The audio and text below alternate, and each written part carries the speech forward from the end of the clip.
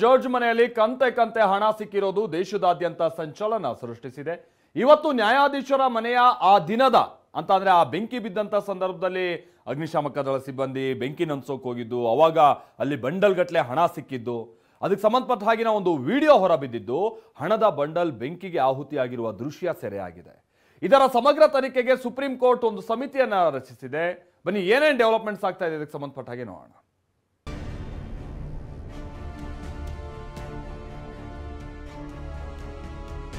ಕಂತೆ ಕಂತೆ ನೋಟು, ಸುಟ್ಟ ಸ್ಥಿತಿಯಲ್ಲಿ ದುಡ್ಡಿನ ಬಂಡಲ್, ಚೀಲದೊಳಗೆ ಅರೆ ಸುಟ್ಟ ನಗದಿನ ರಾಶಿ.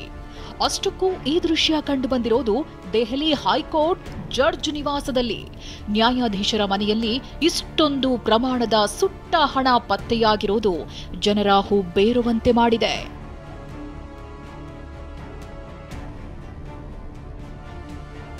ಇದು ದೆಹಲಿಯಲ್ಲಿರೋ ಹೈಕೋರ್ಟ್ ಜಡ್ಜ್ ನಿವಾಸ. ಇಲ್ಲಿ ನ್ಯಾಯಾಧೀಶ ಯಶವಂತ್ ಶರ್ಮಾ ವಾಸ ಮಾಡ್ತಿದ್ರು. ಆದ್ರೆ ಅದೇನಾಯ್ತೋ ಗೊತ್ತಿಲ್ಲ, ಈ ಮನೆಗೆ ಇದೇ ತಿಂಗಳು 14ನೇ ತಾರೀಕು ಬೆಂಕಿ ಬಿದ್ದಿತ್ತು.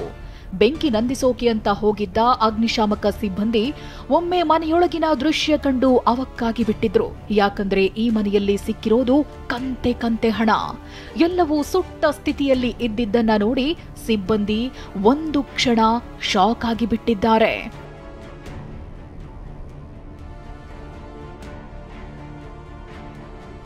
ಆದ್ರೆ ಈ ಬೆಳವಣಿಗೆಯನ್ನ ಜಡ್ಜ್ ಯಶವಂತ್ ಶರ್ಮಾ ತಳ್ಳಿ ಹಾಕಿದ್ದಾರೆ. ಹೈಕೋರ್ಟ್ ಮುಖ್ಯ ನ್ಯಾಯಮೂರ್ತಿ ಕೇಳಿದ ಪ್ರತಿಕ್ರಿಯೆಗೆ ಉತ್ತರಿಸಿ, ಹಣ ಸಿಕ್ಕಿದೆ ಎನ್ನಲಾದ ಕೋಣೆ ಸ್ಟೋರ್ ರೂಮ್. ನಮ್ಮ ಮನೆಗೆ ಸ್ಟೋರ್ ರೂಮ್ಗೆ ನೇರವಾಗಿ ಸಂಪರ್ಕವಿಲ್ಲ.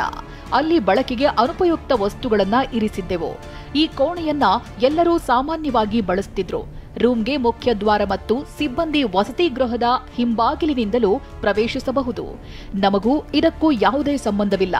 ನನಗಾಗ್ಲಿ ನನ್ನ ಕುಟುಂಬಕ್ಕಾಗ್ಲಿ ಅಲ್ಲಿನ ಹಣ ತೋರಿಸಿಲ್ಲ. ಆವತ್ತಿನ ದಿನ ನಾವು ದೆಹಲಿಯಲ್ಲೇ ಇರಲಿಲ್ಲ. ಇದೆಲ್ಲವನ್ನ ನೋಡಿದ್ರೆ ನಮ್ಮ ಬಗ್ಗೆ ಅಪಪ್ರಚಾರ ಮಾಡಲು ನಡೆಸಿದ ಪಿತೂರಿಯಂತೆ ಕಾಣ್ತಿದೆ.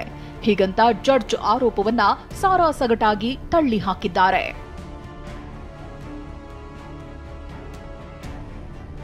ಇನ್ನು ಹಣ ಸಿಕ್ಕಿರೋ ಬಗ್ಗೆ ಸುಪ್ರೀಂ ಕೋರ್ಟ್ ಹೈಕೋರ್ಟ್ನ ಆಂತರಿಕ ತನಿಖಾ ವರದಿಯನ್ನ ಬಿಡುಗಡೆ ಮಾಡಿದೆ.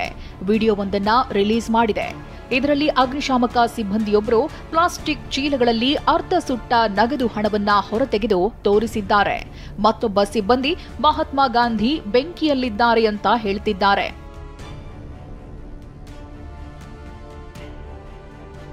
ಇಷ್ಟೇ ಅಲ್ಲ, ಸುಪ್ರೀಂ ಕೋರ್ಟ್ ಪ್ರಕರಣದ ತನಿಖೆಗೆ ಆಂತರಿಕ ತನಿಖಾ ಸಮಿತಿ ರಚಿಸಿದೆ. ಸುಪ್ರೀಂ ಸಿಜೆ ನ್ಯಾಯಮೂರ್ತಿ ಸಂಜೀವ್ ಖನ್ನಾ ನೇತೃತ್ವದಲ್ಲಿ ತ್ರಿಸದಸ್ಯ ಪೀಠ ಸಮಿತಿ ರಚಿಸಿದೆ. ಇದರಲ್ಲಿ ಪಂಜಾಬ್ ಹೈಕೋರ್ಟ್ ಸಿಜೆ ಶೀಲ್ ನಾಗು, ಹಿಮಾಚಲ್ ಪ್ರದೇಶ ಹೈಕೋರ್ಟ್ ಸಿಜೆ ಸಂಧವಾಲಿಯಾ ಹಾಗೂ ರಾಜ್ಯ ಹೈಕೋರ್ಟ್ ನ್ಯಾಯಮೂರ್ತಿ ಅನು ಶಿವರಾಮನ್ ಇದ್ದಾರೆ.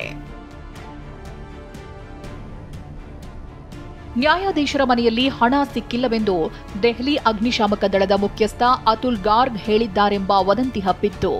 ಈ ಬಗ್ಗೆ ಗಾರ್ಗ್ ಸ್ಪಷ್ಟನೆ ಕೊಟ್ಟಿದ್ದಾರೆ. ನ್ಯಾಯಾಧೀಶರ ನಿವಾಸದಲ್ಲಿ ಹಣ ಸಿಕ್ಕಿಲ್ಲ ಎಂದು ನಾನು ಹೇಳಿಲ್ಲ ಎಂದಿದ್ದಾರೆ. ಅದೇನೇ ಇರಲಿ, ನ್ಯಾಯ ಕೊಡುವ ನ್ಯಾಯಾಧೀಶರ ಮನೆಯಲ್ಲೇ ಕಂತೆ ಕಂತೆ ಹಣ ಸಿಕ್ಕಿರೋದು ದೇಶದ ಜನರಲ್ಲಿ ಪ್ರಶ್ನೆ ಹುಟ್ಟುವಂತೆ ಮಾಡಿದೆ.